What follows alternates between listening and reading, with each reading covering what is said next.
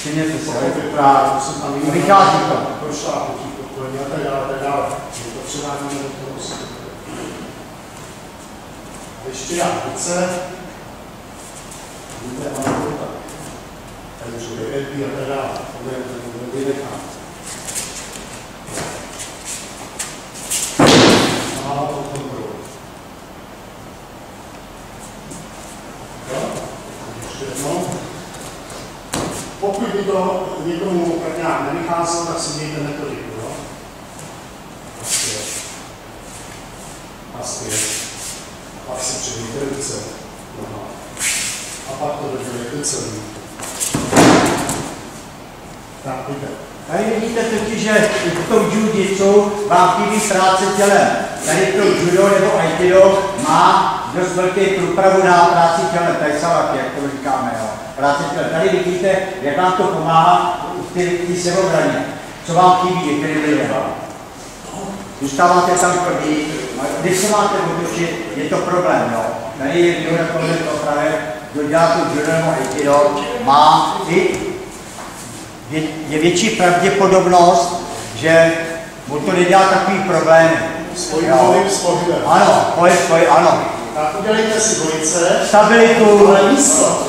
Hele, tady je volno. Tady je volno. Jo. Pojďte se rovnou. 30.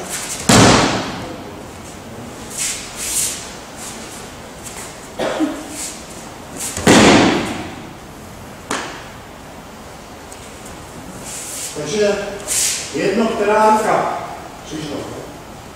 Když to je takhle vůbec, je to vůbec nevadí. Jo?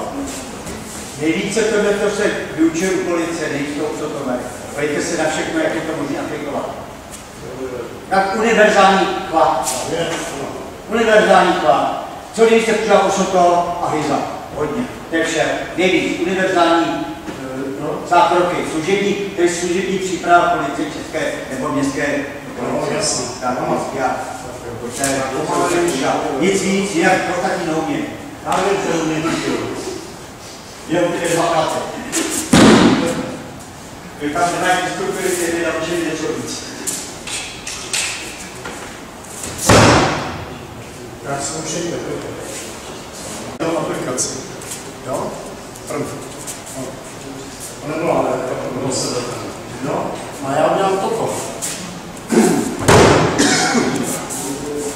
Jo?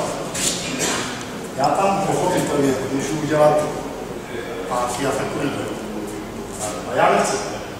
Já udělám toto.